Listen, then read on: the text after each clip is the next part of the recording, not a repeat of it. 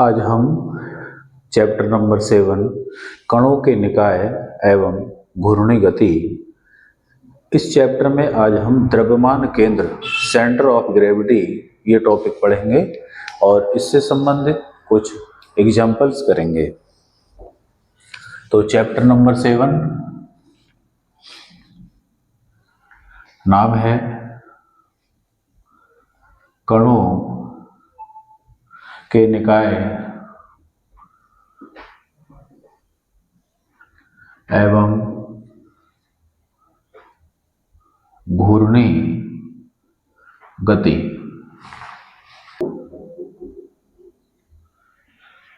System of particles and rotational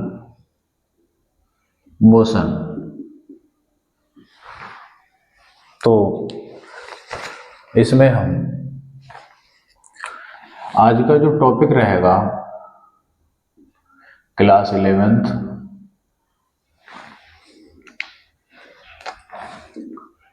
और topic रहेगा आज का द्रव्यमान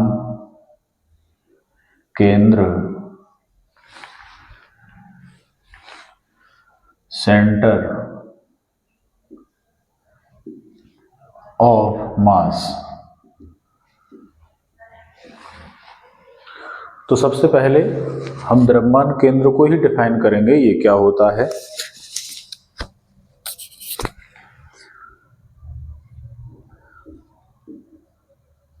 द्रव्यमान केंद्र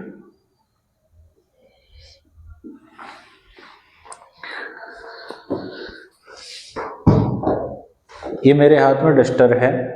अगर मैं इस डस्टर को इस बिंदु पर रोकना चाहूं तो ये इधर को गिर जाएगा और इसे मैं यहां रोकूं तब भी गिर जाएगा। लेकिन एक स्थिति ऐसी आएगी कि ये उस पॉइंट पर संतुलन में हो जाएगा और रुक जाएगा। तो जिस पॉइंट पर ये रुक रहा है वो पॉइंट इसका द्रव्यमान केंद्र कहलाएगा। यहाँ पर इसका टोटल द्रव्यमान सेंटर्ड रहता है, केंद्रित रहता है। तो डेफिनेशन क्या होगी, किसी निकाय पर स्थित वह बिंदु जिस पर उसका समस्त द्रव्यमान केंद्रित रहता है उसे द्रव्यमान केंद्र कहते हैं। एक और खास बात, निकाय पर जो बाहर से बल लगाया जाएगा, बाहर से अगर मैं इसे धक्का दूं तो जो बाहर से फोर्स लग रहा है वो फोर्स भी उस द्रव्यमान केंद्र पर ही एक्ट करेगा, भले ही बल किसी भी दिशा से लगाया जाए, लेकिन उस बल की जो क्रिया रेखा है वो सेंटर ऑफ मास पर ही कार्य करेगी, उसकी ओर ही जाएगी। तो इसके बारे में, निकाय पर लगाया गया बाह्य बल द्रव्यमान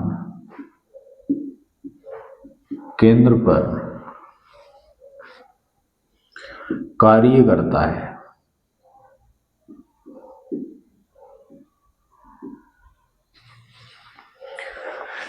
इसकी इंग्लिश होती है सेंटर ऑफ मास, तो शॉर्ट में हम सीएम से प्रदर्शित करेंगे। इसका फॉर्मूला देना चाह रहे हैं, तो यदि m1 और m2 द्रव्यमान के दो कण हों और इन कणों की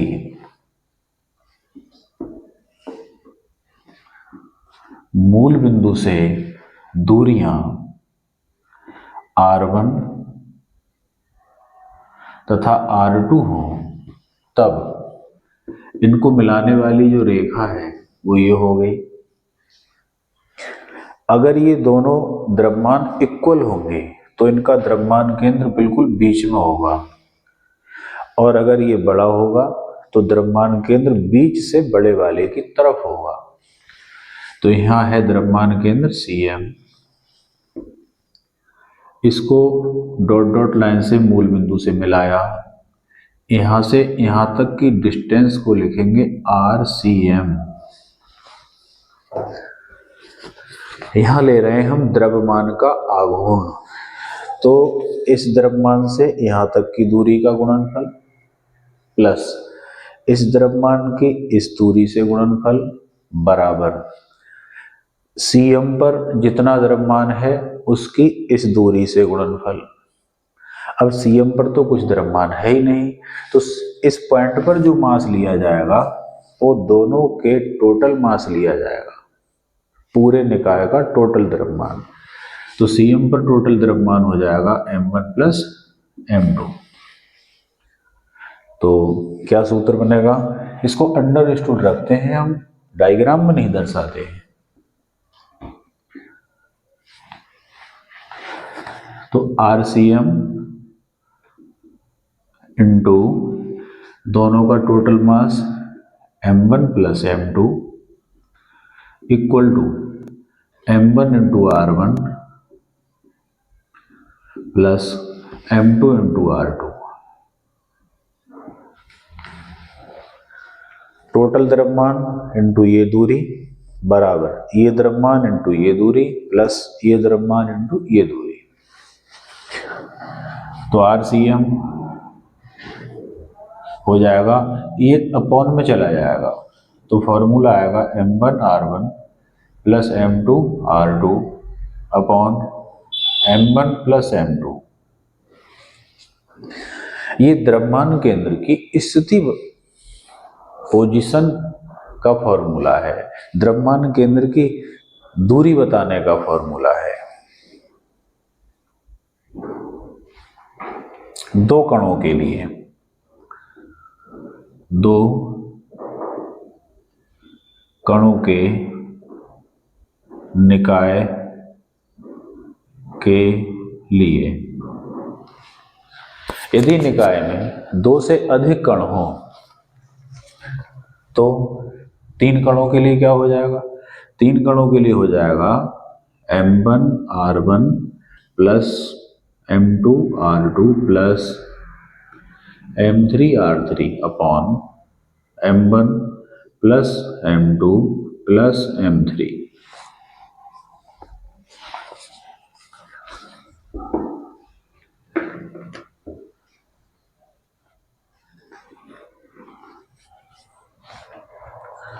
अगर इसे वेक्टर फॉर्म में शो किया जाए तो जहां जहां R आ रहा है उन पर एरो लग जाएगा, M पर कोई एरो नहीं लगेगा क्योंकि M अदिश राशि है।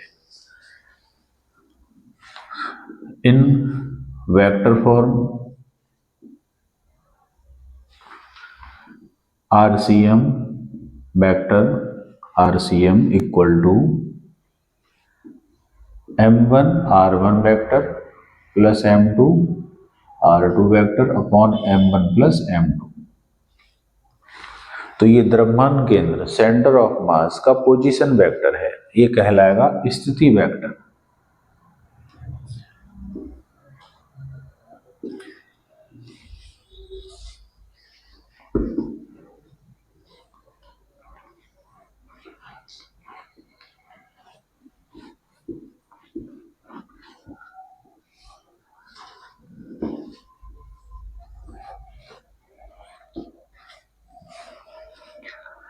अब हम निर्देशांक के पदों में द्रव्यमान केंद्र सेंटर ऑफ मास का फॉर्मूला लिखेंगे।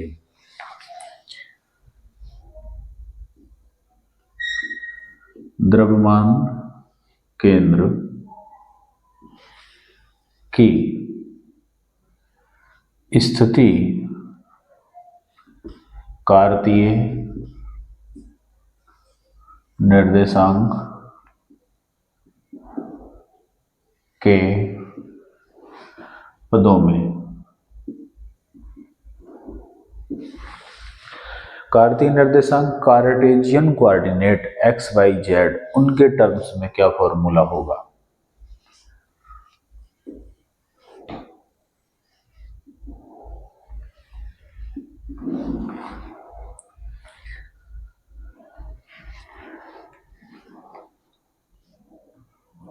कोई तीन द्रव्यमान है m1, m2, m3 और ये द्रव्यमान तीन निर्देशांक पोजीशन पर रखे हैं x1, y1,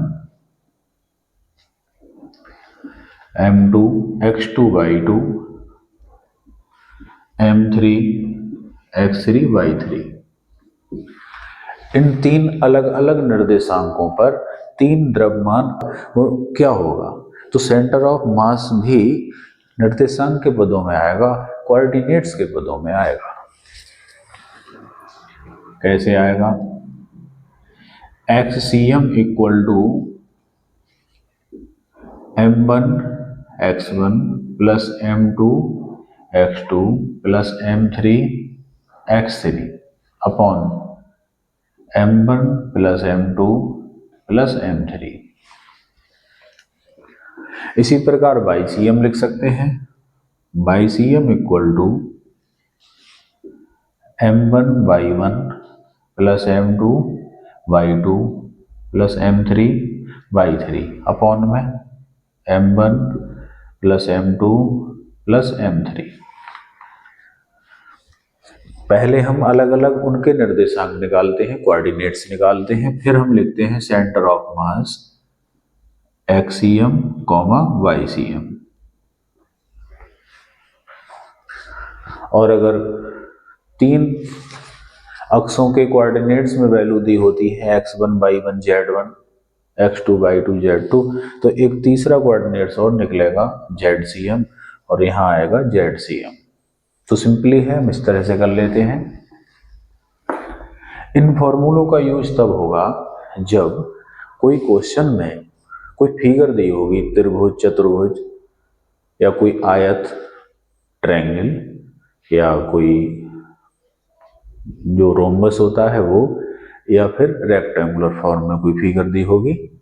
तो जब त्रिभुज, चतुर्भुज या आयत, उसके कोने पर कुछ मास रखे होंगे, द्रव्यमान रखे होंगे, तो उन सवालों को हम द्रव्यमान केंद्र इन फॉर्मूलों से निकालेंगे।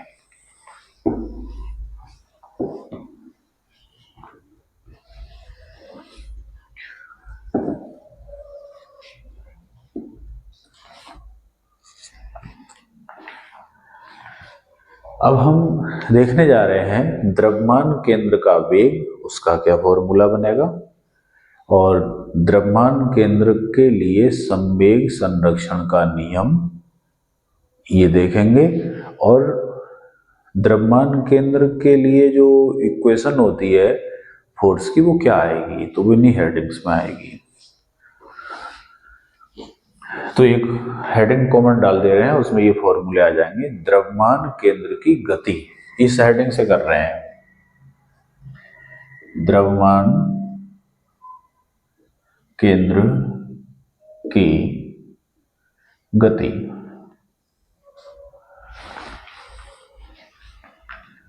Motion of centre of mass.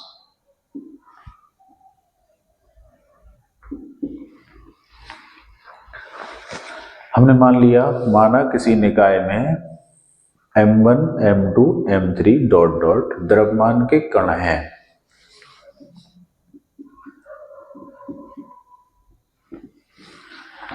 इनकी द्रव्यमान केंद्र से दूरियां r1, r2, r3 dot dot हैं। तब इस निकाय का जो स्थिति, इस निकाय का जो द्रव्यमान केंद्र की स्थिति होगी वो इस फॉर्मूले से दी जाएगी। इनकी डिस्टेंसेस क्या है, m1, r2, R1 R2 R3 dot dot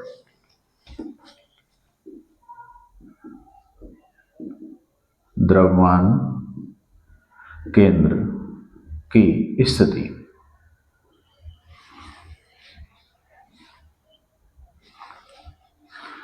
RCM equal to M1 R1 plus M2 R2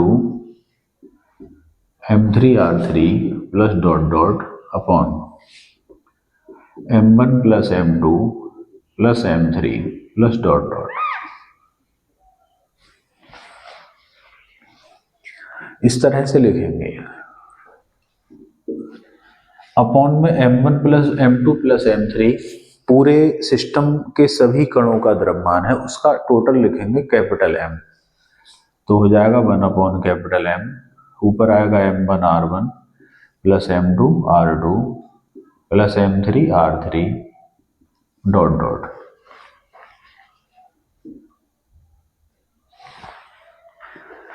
इसको एक डेली लाइफ के एग्जाम्पल से अगर मैं जोड़ दूं तो बच्चा अच्छा इसमें इंटरेस्ट लेगा। साइकिल का पहिया लुढ़क रहा है, उसमें स्पोक है, ये बीच में एक्सल होता है धुरी जिस पर पहिया घूमता है। तो जब पहिया आगे जा रहा है तो जो तीलियां हैं इसकी स्पोक हैं, ये तो अलग अलग कण मान लो, M1 M2 M3 द्रव्यमान, और पूरे पहिए का जो द्रव्यमान हो गया टोटल वो कैपिटल M हो गया, वो पूरे निकाय का द्रव्यमान हो गया। इन कणों की अलग अलग जो चाल होगी V1 V2 V3 होगी, और जब पहिया आगे चलेगा तो स्पोक तो अलग अलग है, सबके वेग की डायरेक्शन अलग अलग होगी। इसके वेग की डायरेक्शन इधर होगी, इसके इधर होगी, इसका ये होगी। लेकिन जो धुरी है इसकी तो एक ही डायरेक्शन होगी कि आगे को जा रहा होगा, इस तरीके से। तो पहिए के स्पोक अलग अलग कण मान लो, इसका एक्सल, इसका द्रव्यमान केंद्र मान लें। तो इस एक्सल का जो वेग होगा, पहिए की जो धुरी की चाल होगी आगे की ओर, वो हो जाएगी द्रव्यमान केंद्र का वेग, वो निकालने जा रहे हैं। तो हमने ये इसका स्थिति या पोजीशन ये लिख ली, द्रव्यमान केंद्र की स्थिति लिख ली। वेग देखने के लिए वेग बराबर होता है विस्थापन बटे समय अंतराल, velocity equal to displacement upon time period. तो इसके बटे में समय लाने के लिए हमारे पास एक उपाय है, हम इसका t के सापेक्ष अवकलन कर दें, differentiate with respect to t। तो अवकलन होगा dRCM upon dt equal to 1 upon capital M,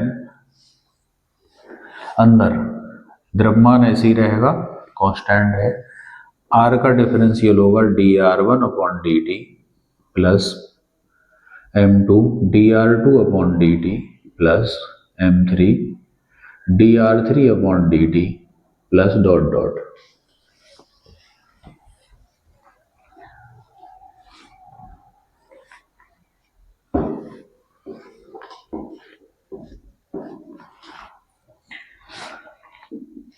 यह बन गया विस्थापन बटे समय अंतराल। तो ये वेग हो गया द्रव्यमान केंद्र का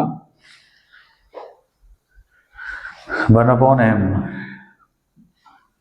इधर M1 dR1 अपॉन dt, ये पहले कण का वेग V1 प्लस M2, ऐसे ये हो जाएगा V2 plus M3 V3 plus dot dot.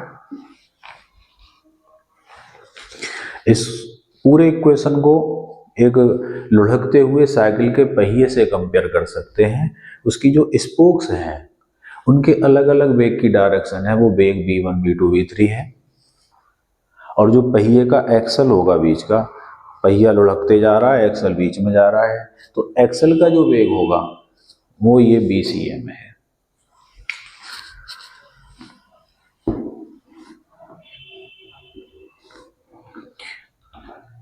इस m की क्रॉस मल्टीप्लाई कर दी तो हो गया m VCM इक्वल टू, इधर आएगा M1 V1 plus M2 V2 M3 V3 dot dot. ये द्रव्यमान और ये वेग, ये बन गया संवेग। इधर इनको लिख सकते हैं P1 plus P2 plus P3 plus dot dot, और इधर MVCM।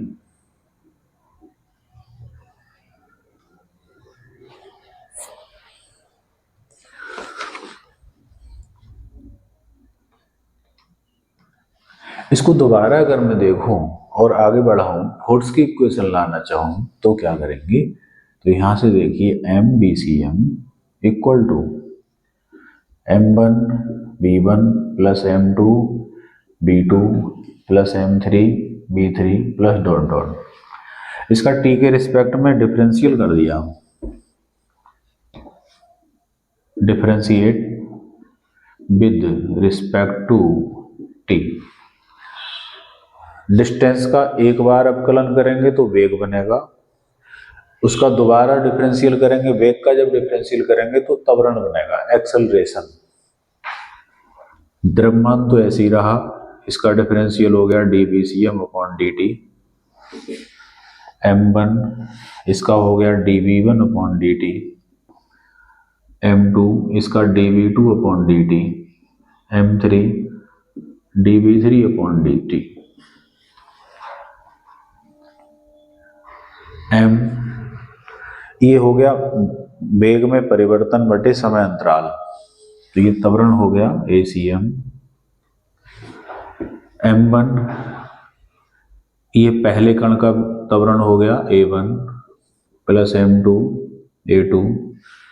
साइकिल को या बाइक को हम स्पीड बढ़ाएं तो उसके पहिए के राउंड की स्पीड बढ़ेगी, तो उसमें जो स्पोक्स होंगी उनका जो त्वरण है वो A1 A2 A3, और जो एक्सल पहिए की धुरी सेंटर पे जो होगी उसमें जो एक्सेलरेशन होगा वो ये है M3 A3 plus dot dot. इसे लिख सकते हैं F1 plus F2 plus F3 dot dot MACM। इन सबका टोटल हम कैपिटल F लिख सकते हैं।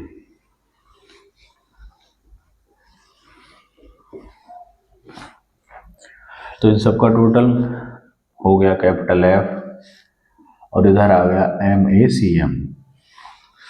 इन सबका टोटल लगाए गए बाह्य बल के बराबर होगा एक्सटर्नल फोर्स, तो यहां लिख सकते हैं EXT,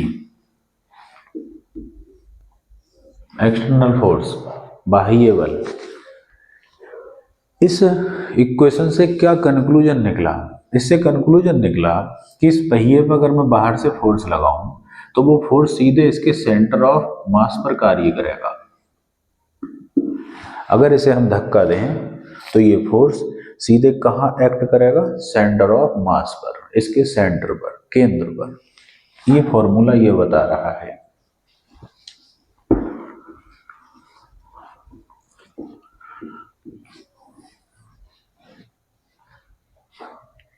तो यहीं के इसी के अनुसार वो लाइन लिखवाई गई है कि किसी निकाय पर लगाया गया बाह्य बल ऐसे बिहेव करता है जैसे बल बॉडी के सेंटर ऑफ मास पर कार्य कर रहा है। किसी पिंड पर लगाया गया बाह्य बल उसके द्रव्यमान केंद्र पर कार्य करता है।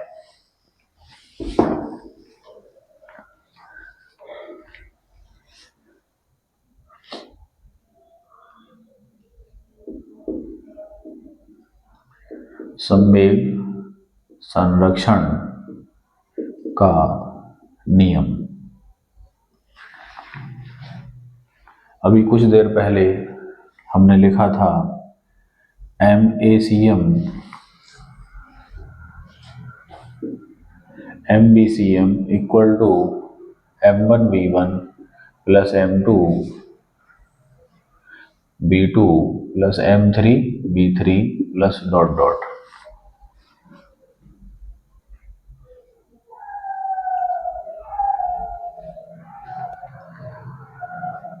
इसको t के रिस्पेक्ट में डिफरेंशियल कर दिया, t के सापेक्ष अवकलन करने पर, differentiate with respect to t, तो m पूरे का डिफरेंशियल कर दिया इस तरह से, MBCM इक्वल टू m1 इसका differential dv1 upon dt plus m2 dv2 upon dt plus m3 dv3 upon dt plus dot dot.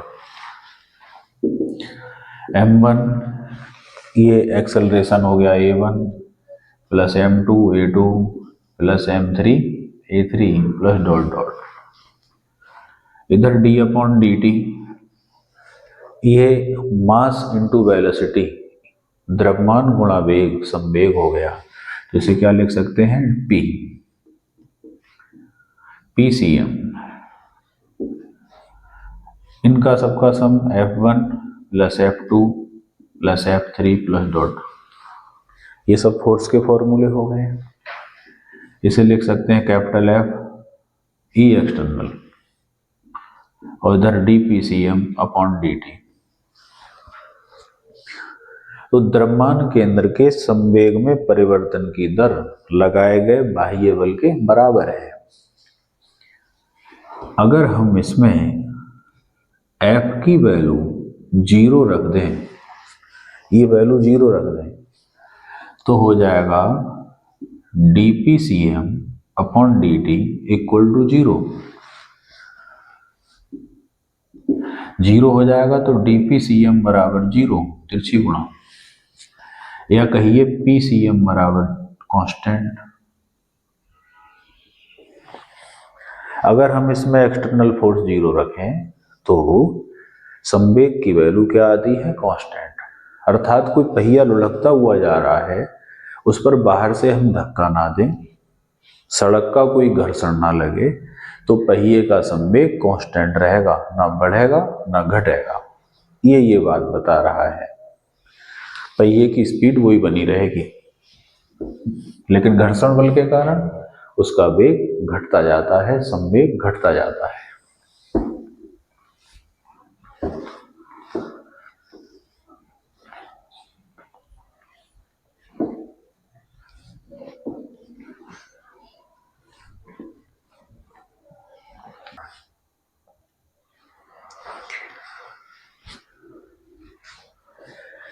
देखते हैं पतली छड़ का द्रव्यमान केंद्र, centre of mass for a thin rod. तो अगर पूरी छड़ एक समान है, एक समान मोटाई की है, तो उसका सेंटर ऑफ मास बीचों बीच में होगा। तो हमने लिखा है एक्सीएम इक्वल टू L अपॉन 2, मतलब बीच में। तो ये प्रूफ करना है हमें कि L अपॉन 2 पर ही होता है। तो हमने क्या किया, इसके एक सिरे से x दूरी पर छड़ का एक छोटा सा टुकड़ा मान लिया dx लंबाई का, जिसका द्रव्यमान है dm। तो इसे करने का हमारे पास तरीका होता है कि सबसे पहले हम इस छड़ की यूनिट लंबाई, एकांक लंबाई का द्रव्यमान लिखेंगे, फिर हम dx लंबाई का लिखेंगे तो dx से गुणा कर देंगे। एकांक लंबाई का द्रव्यमान क्या होता है जरा समझें। अगर इस छड़ की लंबाई 10 सेंटीमीटर हो और इसका वजन 20 किलोग्राम हो, तो 10 सेंटीमीटर लंबाई का वजन कितना है, 20 किलो। तो 1 सेंटीमीटर लंबाई का हो गया 20/10, 2 किलो। मतलब 1 सेंटीमीटर लंबा हिस्सा जो होगा वो 2 किलो का होगा, 2 सेंटीमीटर लंबा हिस्सा 4 किलो का होगा। तो एकांक लंबाई हम इस प्रकार निकालते हैं, छड़ के द्रव्यमान को लेंथ से भाग करके, द्रव्यमान को लंबाई से भाग करके। तो इसमें सबसे पहले हम लिखेंगे छड़ के एकांक लंबाई का द्रव्यमान, टोटल द्रव्यमान क्या है, m अपॉन L। मास पर unit length equal to total mass upon total length. ये 1 सेंटीमीटर लंबाई का द्रव्यमान हो गया, 2 सेंटीमीटर लंबाई का लिखेंगे 2 से गुणा, 3 सेंटीमीटर लंबाई का द्रव्यमान 3 से गुणा, और इतने dx का लिखेंगे तो dx से गुणा। dx लंबाई के सूक्ष्म अवयव, जैसे इसकी लंबाई पूरी x है और इसका टुकड़ा एक मैंने अलग कर दिया, तो ये dx लंबाई का है, उसका एक स्मॉल पार्ट, उसे कहते हैं सूक्ष्म अवयव। dx लंबाई के सूक्ष्म अवयव का द्रव्यमान बराबर m अपॉन l को मल्टीप्लाई हो जाएगी dx से। तो ये द्रव्यमान आ गया इतने से टुकड़े का। पूरी छड़, लंबी छड़ के छोटे से हिस्से का द्रव्यमान निकालने का ये तरीका होता है। एकांक लंबाई का द्रव्यमान लिखो और फिर छोटे से टुकड़ा जिसका द्रव्यमान निकाल रहे हो उसकी लंबाई से गुणा कर दो। ये आ गया। द्रव्यमान के अंदर लिखेंगे एक्सीएम इक्वल टू इंटीग्रल, ऊपर जोड़ करते हैं m1r1 प्लस m2r2, अब यहाँ तो एक ही है तो उसका जोड़ किससे करेंगे, इंटीग्रल से। होता है m1r1, ये आता है तो m1 की जगह तो ये मास आएगा dm, और r1 की जगह डिस्टेंस आएगी x, तो आएगा x dm, ये द्रव्यमान हो गया dm और ये दूरी आएगी, अपॉन में इंटीग्रल और आएगा dm। हम लिखते हैं ऐसे m1r1 plus m2r2 upon m1 plus m2। तो ऊपर द्रव्यमान है, डिस्टेंस है, द्रव्यमान आ गया, डिस्टेंस आ गई, नीचे द्रव्यमान है, द्रव्यमान आ गया, जोड़ हो रहा है, इंटीग्रल लग गया, इसमें भी इंटीग्रल लग गया।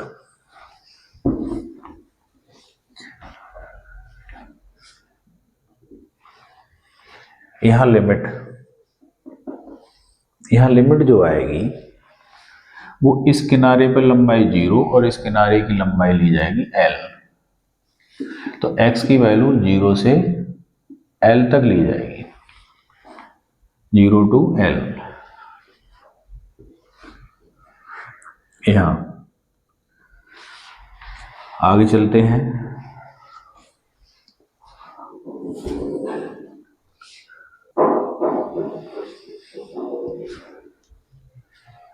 तो लिमिट लगा देंगे 0 से l, आगे बढ़े, integral 0 to l x into dm के स्थान पर ये dm की वैल्यू m अपॉन l और dx,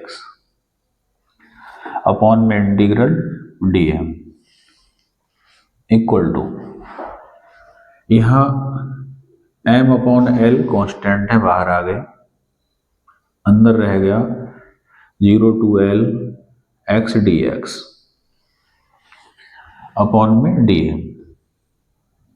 एक बार रिपीट करते हैं, x ऐसे ही लिखा, dm की जगह पर ये वैल्यू रख दी m अपॉन l dx, ये dm ऐसे ही रहा, m अपॉन l बाहर, क्योंकि dx डेरिवेटिव है तो x अंदर रहेगा और बाकी कांस्टेंट बाहर आ जाएंगे, ये अंदर रहेंगे दोनों, equal to m upon l, x का इंटीग्रल हो जाएगा एक्स स्क्वायर अपॉन 2, लिमिट लगेगी 0 से l, dm का इंटीग्रल हो जाएगा m से m कट जाएगा, बराबर में बचेगा l square upon 2,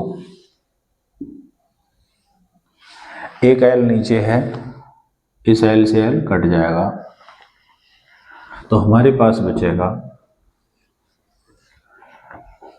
XCM equal to l upon 2। इसका अर्थ है कि छड़ का सेंटर ऑफ मास बीच में होगा, मिड पॉइंट पर होगा।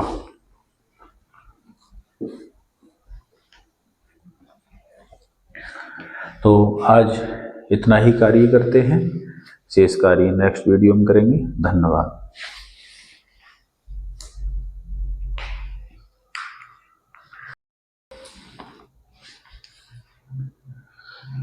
एनसीईआरटी का एग्जाम्पल फर्स्ट, जो द्रव्यमान केंद्र पर आधारित है, इसमें कहा गया है कि एक समबाहु त्रिभुज है और समबाहु त्रिभुज की प्रत्येक भुजा 0.5 मीटर है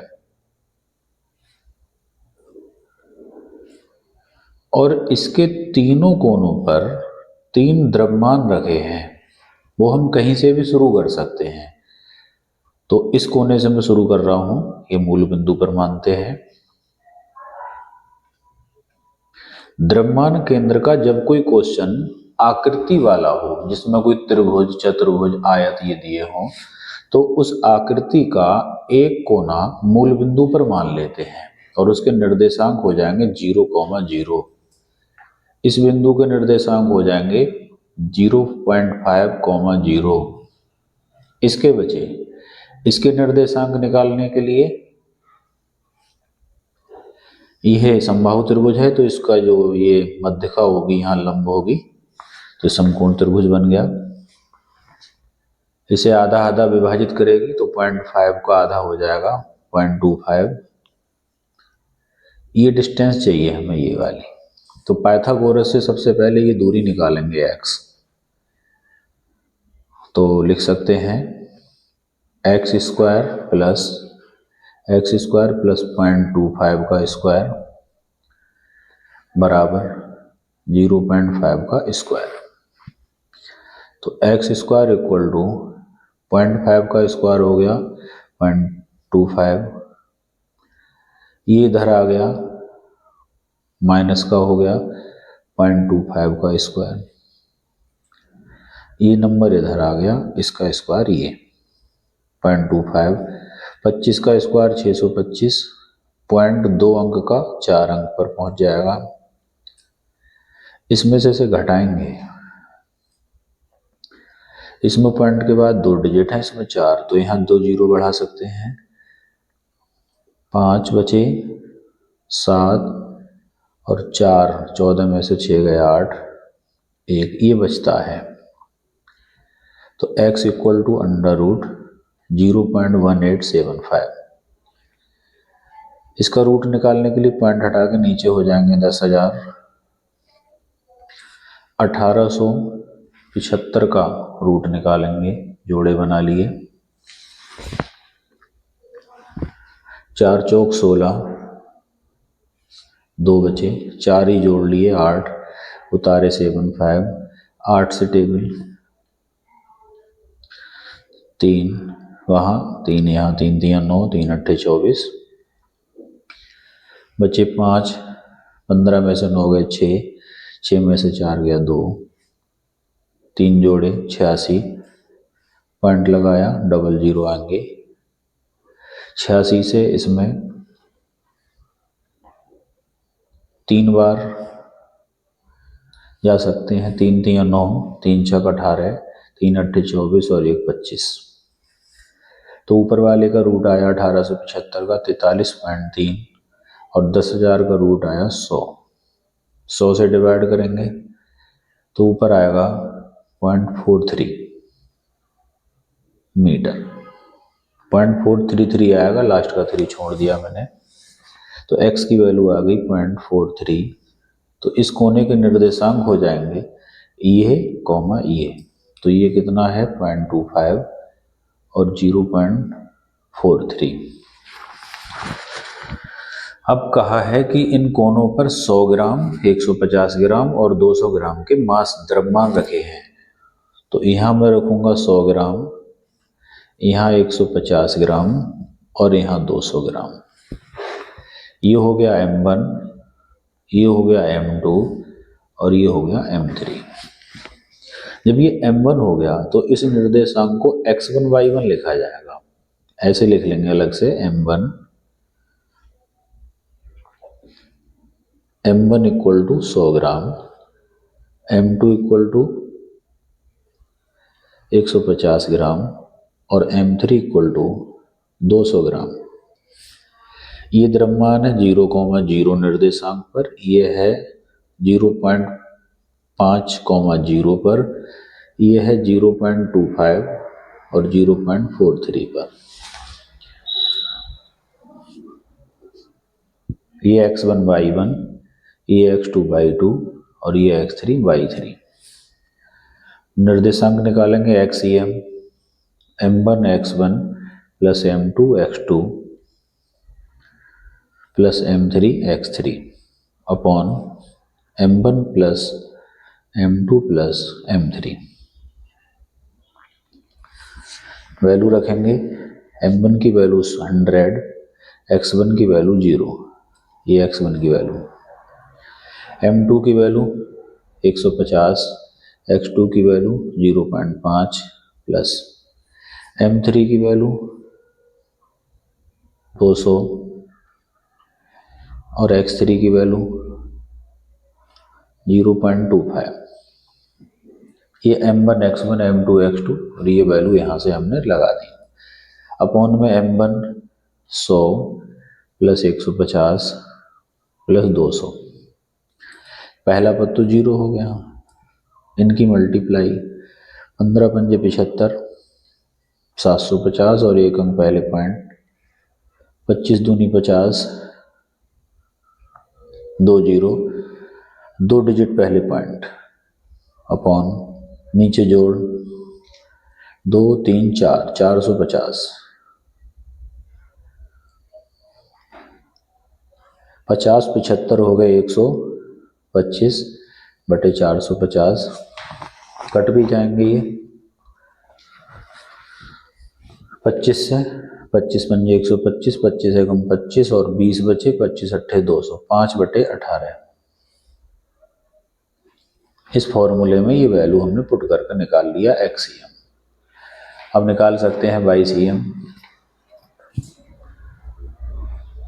equal to formula m1 y1 plus m2 y2 plus m3 y3 upon m1 plus m2 plus m3। m1 100 into y1 की वैल्यू 0, ये m2 150, y2 की वैल्यू 0 प्लस m3 200, y3 की वैल्यू ये 0.43, 200 0.43। नीचे m1 plus m2 plus m3, 100 plus 150 plus 200, 0 plus 0 ये तो 0 ही हो गया, 200 की इससे मल्टीप्लाई, 2 3 6, 2 चौक 8 और 2 0, पॉइंट लग गया, नीचे 450, तो 86 अपॉन 450, 2 से काट देंगे, 2 दूनी 4, 2 दूनी 4, 2 पंजे 10, 2 चौक 8, 2 3 6, 43 अपॉन 225। तो सेंटर ऑफ मास हो जाएगा XCM कॉमा YCM। XCM की वैल्यू आई हमारी 5 अपॉन 18, 5 बटे 18 कॉमा, और ये आई 43 बटे 225। यही आंसर हो जाएगा।